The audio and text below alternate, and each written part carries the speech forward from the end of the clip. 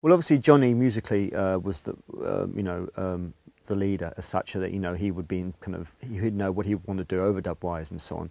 But Morrissey had a very clear idea of what he wanted the Smiths to be, and if an overdub was put onto a track and it didn't really meet with Morrissey's approval, it wouldn't make the final cut. It would be there'll be a little bit of shuffling around and like, well, perhaps we should think of doing something different here or whatever. So Johnny was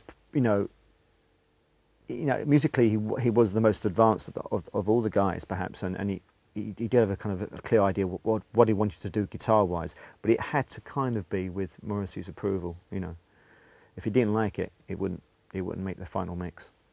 I saw Andy and Mike as very integral kind of members of the band. I mean, as I say, when my first work with them on the very first session with John Porter, I felt there was a very tight-knit community between them. I felt that they were like a little kind of gang, And all the best bands, they not only do they all the best bands sound great on record, but they also look great in photos. And when you saw pictures of the Smiths, they looked like a group. They didn't look like two guys and two guys just in the background. If you look at all the Smiths photos from around that time, although Morrissey obviously focuses gets a lot of attention, you do get that impression that there's a real gang. It's not like the Happy Mondays, for instance, where you couldn't really name the other guys that are in the background behind Bez and Sean. And also, they were good players. As I say, they were touring a lot, they were playing a lot at the time. So Mike was pretty quick getting his drums down. And Andy is a great bass player, great musician. He's a very good player. So it was a case of, when we were doing the backing tracks, Johnny was very much involved with those guys, and they were, really a good unit together, all three of them.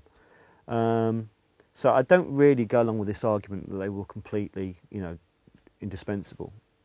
Oh, sorry, dispensable, I should say. They seemed an integral part of it to me. It struck me that really Andy and Johnny were good friends. You could see that they went back a long way together. So, although Johnny was very keen on making sure Morrissey was happy with what was going on musically for him to sing on top of, Johnny was also very close to Mike and Andy, particularly Andy, as I say, because they were kind of school day buddies. So there was definitely a feeling of Johnny as part of the gang with the boys when they're there. I mean, then when Morrissey was in the studio, then Johnny would, he would be kind of keen to make sure Morrissey was happy with the way things were going. But Johnny also was, again, being a little bit more. I think he was becoming more assertive with his playing. He knew that he was a great player, and he would be.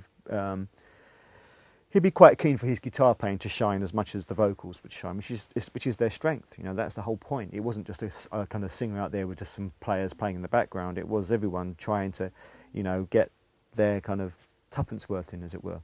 So there was just a good natural balance within the band. When those four people were together playing in the studio, it just sounded fantastic, which is the same for all good bands. There's a natural balance that everyone manages to, to find. I had the same thing with Blur. Great guitar player, great bass player, great songwriter and singer. It's the same. That's the same thing.